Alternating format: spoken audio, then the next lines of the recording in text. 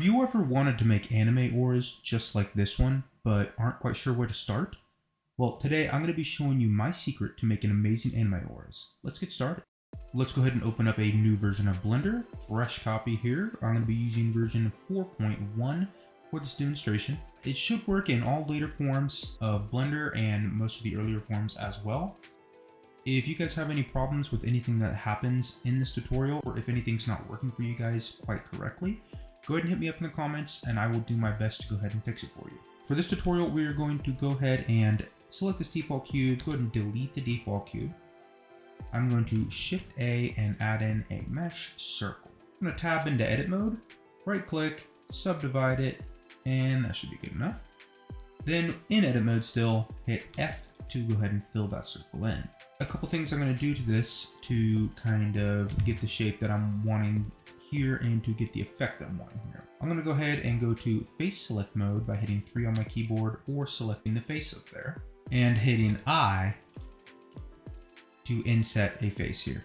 I'm going to hit I again and I one more time. So I'm just adding a few loop cuts on the inside here, just insetting it a few times to get this shape right here. I'm going to tab back into object mode, and just for your guys' convenience, I do have screencast keys on down here in the bottom right hand corner so you can see what buttons I am hitting at any point in time if I miss something on accident. Go ahead and add a modifier to this, generate and subdivision surface. I'm going to pump the levels up to 2 and the render up to 2 as well. I'm going to add another modifier. It's going to be a deform and a displace modifier. We are going to take this displace modifier, hit new under the texture. We're going to go ahead and go all the way down to our textures here. And where it says image or movie, I'm going to change it to clouds. All right, so we're going to go ahead and take our circle that's all freaking out here, hit RY90, and go ahead and just rotate it on the Y axis like so. We'll go back to our blue wrench here, back to our modifiers tab, and change that strength to be a little less ridiculous. We're going to right click and shade smooth on our circle. And where it says direction normal, we're going to change it to Y. And then we're going to hit this drop down on the displace and duplicate it. And where on the duplication it says Y, we're going to change it to X. Alrighty, so now we're going to go back to our texture, here our clouds texture. And we're going to change the size. So we're going to change the size up quite a bit. And something along these lines here looks pretty good. Tab back into edit mode and just kind of give it a little shape here before we start doing anything too crazy to it. I'm going to hit O for proportional editing and S, Y, and just go ahead and stretch it out on the Y axis. I'm going to grab the top with proportional editing still on, GZ, stretch it up a little, and S, Y, and move that in a little bit. Just, I guess, shape it like a nose, I suppose. All right, so you got something along these lines here. Now feel free to mess with the strength levels here until you no longer have weird artifacts appearing in the front of it. It does happen, so just go ahead and mess with it until you no longer have any of those. Go ahead and play with it like that, kind of pump them up, and then move my size up a little bit so we have big old wavy lines going on. So now I'm going to deselect in object mode, deselect everything. Just click into the abyss here, Shift A, and we're going to add an empty planes axis. And I'm going to GY and just move it over to the side. It really doesn't matter if you move it to the side, behind it, above it, whatever, it doesn't matter. We just need to move it away from this so we can see what we're doing later on. Hit N as in Nancy to bring up your in panel here. Go ahead and go to edit, go to item, and under location, Z location, go ahead and click in there so it's highlighted. We're going to type hashtag frame divided by 20. So when we play it, this will move up forever. Okay, so we're going to select our ability here, go back to the blue wrench, and where it says local under both of your deform modifiers, we're going to change it to object and object. We're going to eye drop this empty for both of them. And so now when we play it, this will ripple upwards continuously. You can go ahead and hit in again to get rid of that menu, and there you go. There's that effect done. Now we're going to tab back into edit mode here. We're going to grab this front face, and I'm just going to G and X, and just go ahead and scroll that proportional editing in like so. So you have a bit of a concave on this thing from the side, so it's not so flat. Now, if you play it, it will still look like this, which is perfectly fine. If you have these little ripples and you don't really want those, you can just click on the face, front face again, hit I to inset again, and that'll take care of them for you. All right, so you should have something along these lines now. And that is really our base for our anime aura here. You can use this in, honestly, any kind of animation that you're making. So let's go ahead and color this thing up. So let's click on our aura here, our ability. Go to the shading tab. I'm gonna go ahead and close this area. Just click on a blank space in the header, right click and close area. Hit new, and I'll just name it, I don't know, main, I suppose. Why not? So, okay. Now, I'm gonna change it, our actual render preview right here. Okay, first things first, I'm gonna go up to our render settings up here and tick on Bloom. If you guys are using a newer version of Blender, Bloom will not work for you. You will have to go to your compositor down here, pick Use Nodes, go up to your top, drop down, and select under compositor, always. And then you're gonna have to Shift A and add a glare node in here. Change streaks to fog glow, and that will be your new bloom. Blender has gotten rid of the bloom option and replaced it with this glare node in the compositor. Just to let you guys know who are using the newer version of Blender, this is now how glare works. So with this aura here, here's how we're gonna go ahead and get the colors started. So if you've been watching my channel for any period of time here, you know that I'm going to go ahead and nuke this principal BSDF, Shift A, and add in, of course, a mix shading node. So mix shader. I'm going to Shift A, and I'm going to go ahead and add in an emission node, which it should have saved for me there, which it does because I use it constantly. And I'm going to Shift A and add in a transparent BSDF as well. So the transparent BSDF, I'm going to go ahead and put on the bottom, and the emission I'm going to plug into the top. I'm going to add in, let's see, I'm going to pull this back a bit, and I'm going to go ahead and add in my colors here. So for the emission, you know, it's kind of like a bluish color. So let's just give it that kind of color for now, and turn it up a bit. Maybe let's try 3.5. Yeah, something like that. That's pretty good for now. And we'll go ahead and leave the transparent on white. For the mask, to mask this thing out, which is essentially telling it, okay, you know, say, imagine a mask on someone's face. You got eye holes, which you can see through the mask. You can see the eyes and the skin through those holes. If you have a mouth cut out or something like that, you can see the mouth. So essentially that's what we're doing here. We're adding a mask to this object. So we want to see some parts and we don't want to see other parts. So to go ahead and start that, with your main color here selected, go ahead and go to the right hand side, this little menu here, go to the materials menu and scroll down where it says blend mode. You're going to change that to alpha blend, and from opaque on the shadow to none. If you're using a newer version of Blender, you will not have the alpha blend options. You need to turn it from dithered to blend over here in these settings, and it should be essentially the same thing, but you're going to have to use a principled BSDF, and in the alpha area, okay, that is actually going to control your, instead of using this transparent, well, you're still going to use a transparent, but instead of using this mix and transparent alone, you're going to have to use the alpha on your principled BSDF in order to control the parts you do and don't want to see. It's a little bit more confusing. I can do a tutorial on that if you guys would like me to. It is real easy to use older versions of Blender. Just go to Blender's website and you can download whatever version of Blender you want to use. Okay, so I'm going to go ahead and move my camera real fast. So grab my camera, just click it, hit Alt R and Alt G to clear the rotation and the location of that. Hit RZ90. Go ahead and GX, and then rotate Y -90. Oh, okay, rotate Y 90, my mistake. And it should be pretty much right in front of your aura here. Okay, so just putting it there so I can easily see it. I'm gonna keep looking through my camera for most of this just so I know what my final product is gonna be looking like. Looking around in free space using Fresnels and layer weights and stuff, not such a great idea because you're gonna be filming anything, any anime, any movie, any VFX through your camera anyways. So good to look through your camera when you're making effects so you know what the final product's gonna look like when you render it out. We are going to have this set up right here, right? So let's add that mask in.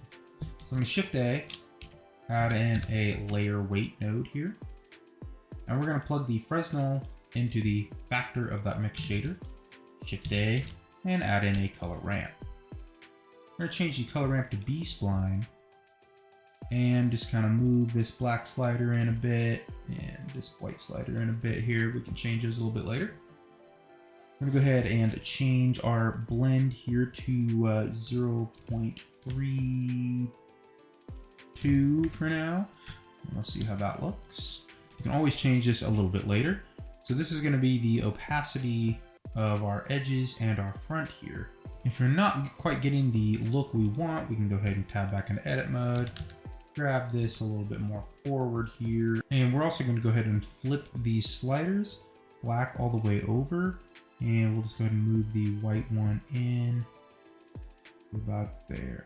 So I'm starting to kind of see that rim effect now. All right.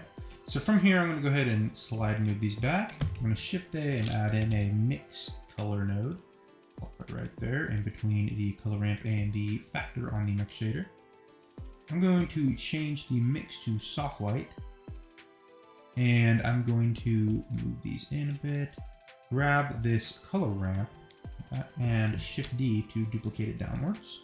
Plug the color of this into the B socket of that mix color node, and we are going to off of the bottom of this color ramp just to get a nice soft fall off between the edges and the center of this thing. We're going to Shift A, add in a gradient texture. So we're going to plug the color of the gradient texture into the factor of this color ramp. We're going to go ahead and reverse the handles on this color ramp.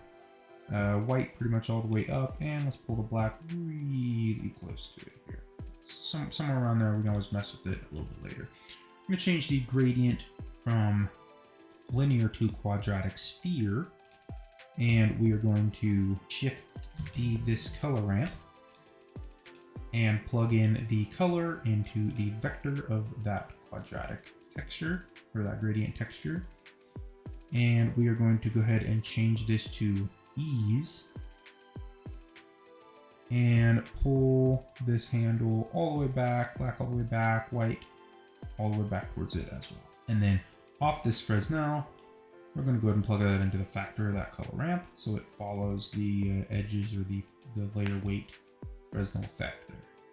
So we get this little loop going on. Going to go ahead and add in the final few ingredients here and then tweak everything how we want to get the look we want.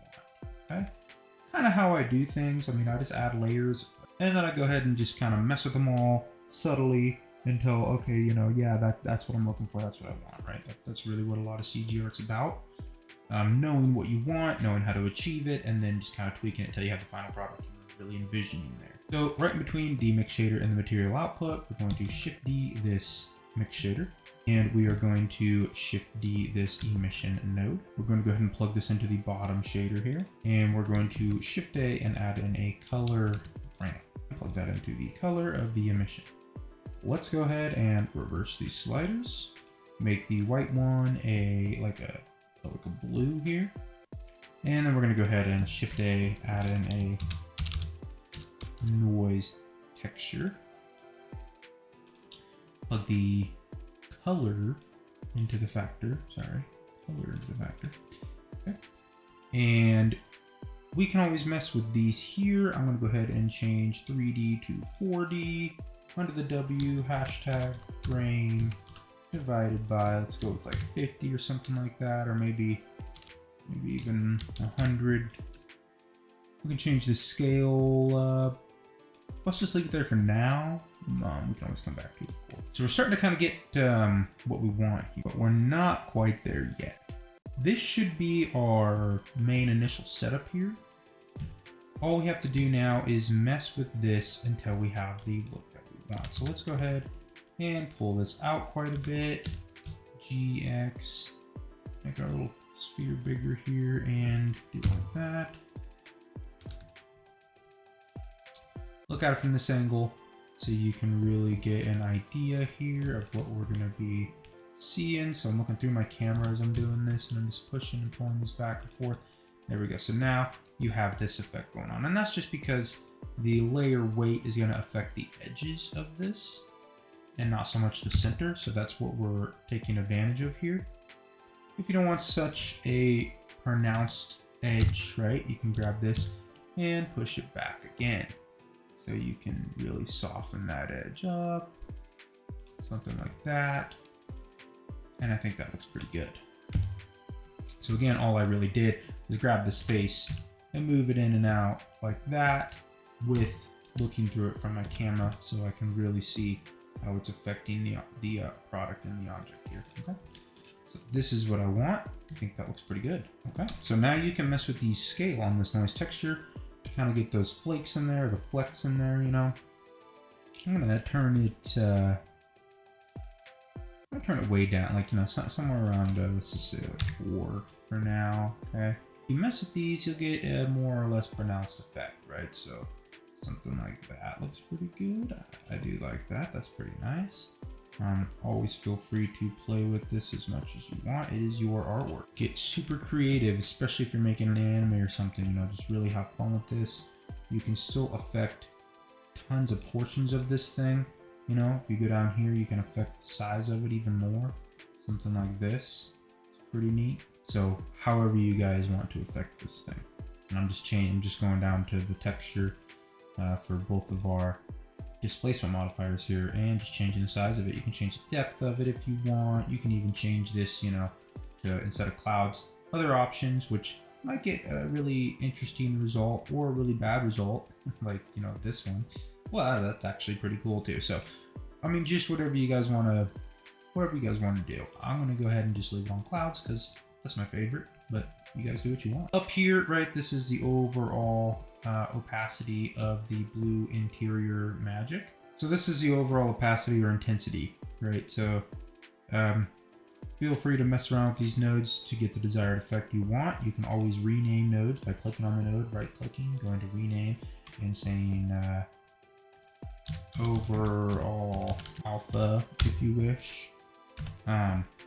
Rename as many of these as you'd like. You can also alternatively select as many nodes as you want. Like for instance, you know, this is controlling the noise of our edges and the interior. So you can select these, just select as many nodes as you want in one group here and hit Control J, put in a frame. You can hit N as a Nancy and then rename it noise or whatever you want to name it. You can also go to the properties and label size it up so you can see it when you're zoomed out a little bit. Then you just move them all down your frame. Good housekeeping. It kind of keeps everything all put in one place for you so you can easily access it.